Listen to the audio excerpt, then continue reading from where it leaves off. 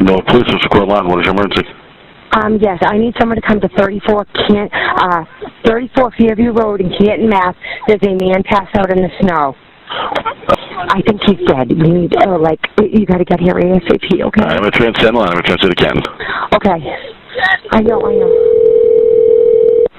Where are the blankets?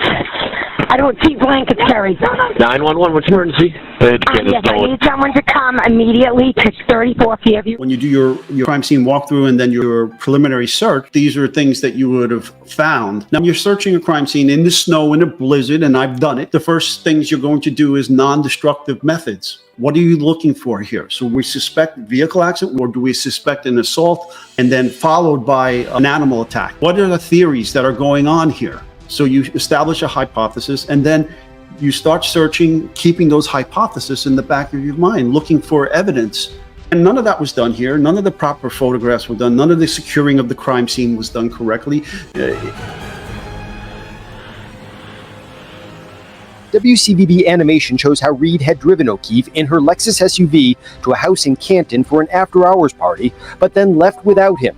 The next morning, O'Keefe's body was found lying in a snowbank near a fire hydrant in the front corner of the yard. The prosecutor said Reed slammed her SUV into reverse and hit O'Keefe going more than 24 miles an hour. Knocking him back onto the ground, striking his head on the ground, causing the bleeding in his brain, swelling, and then leaving him there for several hours in a blizzard. But Reed's defense attorney said O'Keefe went inside the house, where he said he was killed during a fight and a dog attack. Her car never struck John O'Keefe. She did not cause his death, and that means that somebody else did. A lot of things were not done, and for those reasons alone,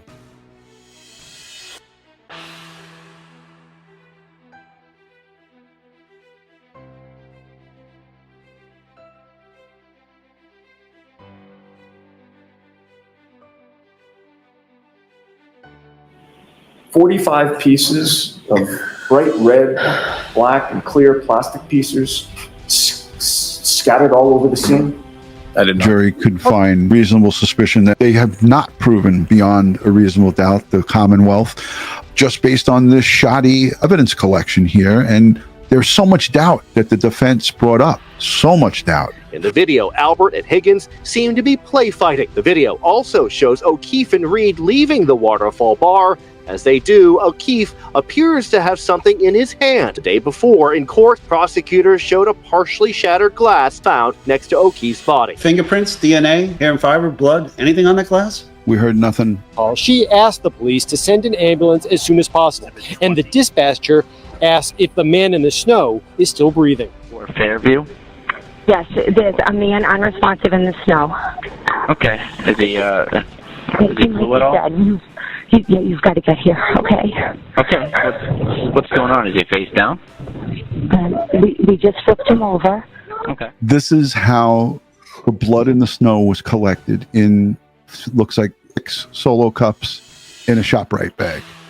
Now, when we collect blood, we have to collect blood for probative value. Is there any doubt to whose blood this is? Or why was this blood being collected, and why in this manner? First of all, anybody worth his salt in forensics knows that if it's frozen, you keep it frozen. You don't go and get your neighbor there to give you some red Solo cups that he has laying around this house from some unknown party, and you have no idea about the cleanliness, the sterility of these cups, and you don't borrow or use ShopRite, it was a Stop and Shop bag. You don't borrow or use paper Stop and Shop. And if it's frozen, you have to keep it frozen, okay? At this point, you cannot let it thaw out with the ice, and then it's going to become diluted. So what you do is you scoop it up into a sterile urine cup, or a sample cup as we call them, and you put it on ice in a cooler, and you keep it frozen. You let the lab take care of it from that point. You rush it to the lab. He had informed us that the victim, in this case, was struck by a vehicle. He believed there would be broken pieces of taillight in the area. He also stated the victim was missing his sneaker. At the time that Lieutenant Tully first called you, were you aware that no one from law enforcement was controlling that crime scene? Objection. I'll allow it. I was not aware of that, no, sir. And you see, here's his dad in the background and his mom with her head down. And you look at Karen Reed, who's accused of murder in the second degree. And who's that in the background? Is that someone related? Okay, that's his girlfriend. His name is John O'Keefe. Okay, how old is he? John is 46 years old.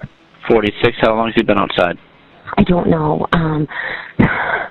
I don't know. He got out of the car and is he breathing? A couple of hours. Is he Carrie? Is he? I don't know if he's breathing. There are two women trying to do his body heat, and they're hysterical. I don't understand any of this. I mean, there was no reason to think out of the box. There's protocols and procedures for this. I mean, you telling me you don't have sterile plastic urine cups that are individually wrapped and sealed in sterile? Waterfall that night, Brian Albert and Brian Higgins. The defense has claimed they were part of a cover-up in O'Keefe's death. In the video, Albert and Higgins seem to be play fighting. The police lieutenant took a broken cocktail glass out of an evidence bag and held it up for the jury. Lieutenant Michael Lank described spotting the glass in blood-stained snow outside a home in Canton where John O'Keefe's body had also been found. It was on the left side of the property, about 8 feet from the road. The cocktail glass seems to support the prosecution story that O'Keefe had been out bar drinking with his girlfriend, Karen Reed, then came to the house in Canton and was killed by Reed, who allegedly backed into him with her SUV. Just an emotional roller coaster, Ed. And I want to put us back on the screen because the defense team, Alan Jackson, David Yannetti, Miss Little, have represented their client in such a professional way, and they've gone after the Commonwealth with vim and vigor. This is what you'd want if you stood accused of something like this. And Karen Reed has stated her innocence throughout this whole trial. I was hoping that the Commonwealth would have given us more. And the disappointment when you have a Boston police officer dead on another police officer's front lawn, another Boston police officer's front lawn, you would expect that they would throw the kitchen sink at this thing. And they never went inside the house, Fairview. They never went into 34 Fairview. I was shocked by that. I was like, wait a minute. You find a dead police officer and you're not going into the Albert's home? Is it because he was a cop? He did not name that somebody else, but said the owner of the house is being protected because, like O'Keefe, he is a Boston police officer. I hit him. Oh my God, I hit him. Under cross-examination from defense attorney Alan Jackson, paramedic Fulmati admitted he never put that in his report. And two other paramedics say they never heard a confession from Reed. But paramedic Katie McLaughlin, who was told at the scene specifically to ask Reed about what happened, says she heard it several times. So if you could, listen as best you can. Reed's attorneys repeatedly played the audio from the dash camera to try to prove Reed never said I hit him, but in the courtroom, it sounded like this. Mainly wind and muffled voices. Are you sure the jurors are hearing what you're hearing? Well, they're going to in the deliberation room. He had markings on his right arm. I didn't notice anything on the other side. On the witness stand, his brother Paul described seeing John O'Keefe's body in the hospital and remembers seeing Reed there as well. You mentioned that your findings were that the injuries were acute and that the injuries were the result of trauma, correct? Yes. What, if anything, can you say or can you opine as to the mechanism for those acute traumatic injuries? It was something that required some type of force, given that there were skull fractures. I can't say what type of force or how much force, but it was definitely something that caused some type of force, which led to the skull fractures and then the subsequent brain findings. And the brain findings in particular that you made, were those consistent with the fall? They can be, yes. She didn't say that they were consistent with a vehicle pedestrian crash, but she did say that they were not consistent with a fight. It's called raccoon eye because it resembles, I guess, what raccoon eyes look like. Emergency room physicians are always alerted to any hemorrhage, any bleeding around the eyes, because it could signify or it could mean that there's a much bigger injury inside the skull, and that is not just some bleeding around the eyes, that it actually is associated with a skull fracture. In my opinion, I believe the impact injury to the head came first, Mr. O'Keefe was most likely incapacitated or unable to move into a warmer environment, and then the hypothermia set in. What would you expect to see if an individual's arm were struck by the rear of a motor vehicle? As I just said a second ago, primarily a lot of bruising, and that's what we don't see here. Earlier in the morning, the defense called Dr. Frank Sheridan, a retired forensic pathologist. Dr. Sheridan testified that although he did not perform or attend the autopsy, after reviewing the evidence, his conclusion is that the injuries on John O'Keefe's arm are not consistent with being struck by a vehicle. Mr. O'Keefe was projected forward and to the left along the front yard of 34 Fairview Road. Trooper Paul says he found data from the SUV consistent with other pedestrian accidents. He says Reed's vehicle sideswiped O'Keefe, throwing him about 30 feet, hitting his shoulder and arm, which he says were then scratched by broken taillight pieces. The taillight appears to be broken and it's sharp plastic pieces that could have ripped his arm. Defense attorney Alan Jackson challenged Paul's credentials as well as his analysis of the accident, suggesting evidence was planted near O'Keefe's body as part of the effort to frame his client. In your expert opinion, is the damage to the taillight consistent with striking a human arm? No. The defense's accident reconstruction experts and then the defense's pathologist, the Irishman from California, I believe it was the pathologist there, who was spot on. Okay, and those two witnesses, I think, destroyed the state's case. Again, the state was dealing with what we say in it, crap in, crap out, right? If the investigation, the evidence wasn't handled properly, nothing the lab can do can fix that. And if the investigation wasn't done correctly, there's no way to correct it. There's no way to correct it. This is law enforcement malpractice, in my opinion. And I'm glad you said it, Ed, because I have made that statement myself. But coming from somebody like you, who is a forensic and a CSI expert, you processed over 2,500 crime scenes in the New York City Police Department. You teach forensics worldwide.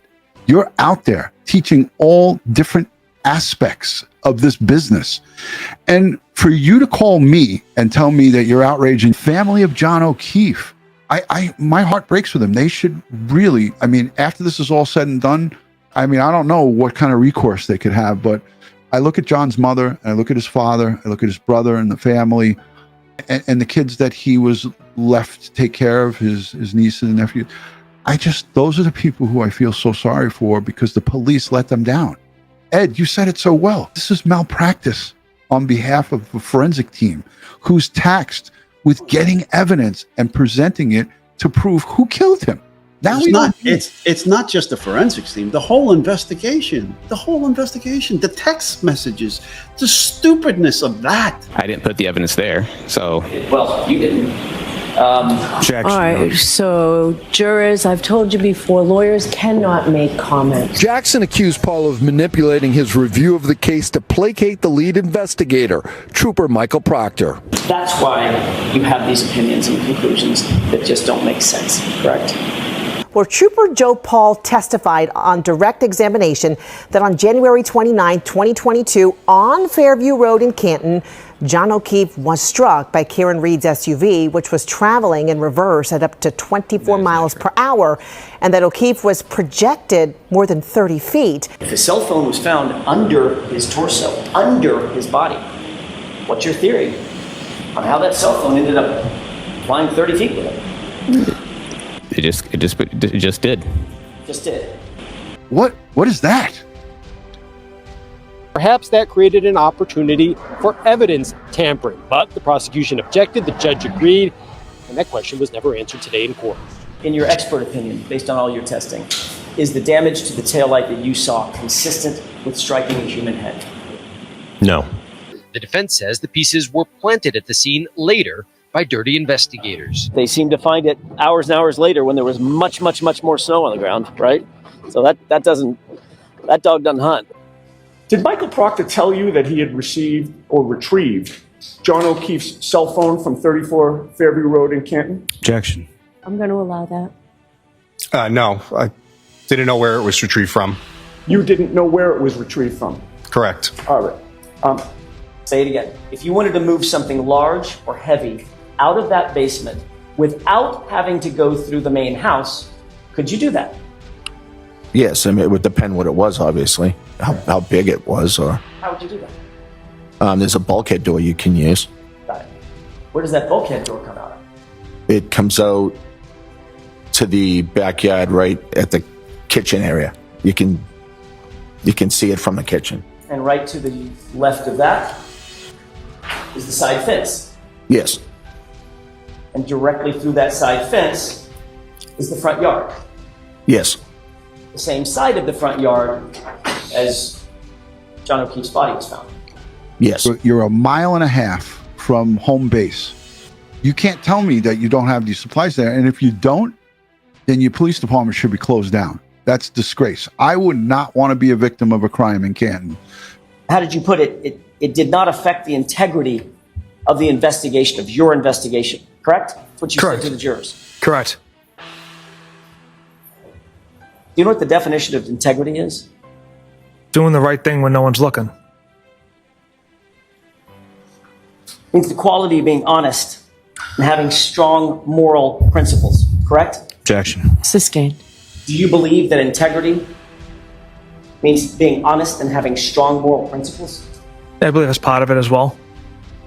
Do you stand by that testimony that you were showing strong moral principles in this investigation, sir?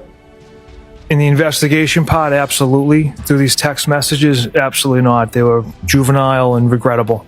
Ed, what do you think they're going to do for Joe Blow? Me, you, if we weren't police officers, what are they doing for Joe Q and Miss Citizen of Canton Police, of Canton, Massachusetts? What kind of investigation does the regular person get? I have no clue. I mean, you would have to review all the previous crime scenes that these people have done. How much evidence was lost? How much out of protocol are these people practicing forensics? Okay, you can't walk up and down my block in 3-block direction without bumping into a cop. Right. Okay. You know, when something happens in my neighborhood, everybody's out. Right. You usually leave your front door wide open, Ed.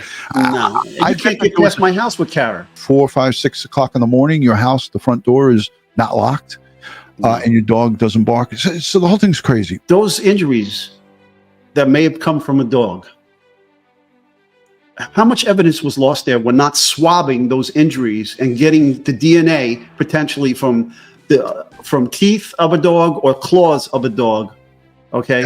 And they were not aggressive to try to find out that information, because if there was a good investigator on the case, but the job of the prosecution, the Commonwealth of Massachusetts, Adam Lally, his job was to prove beyond the reasonable doubt. The burden is on the Commonwealth.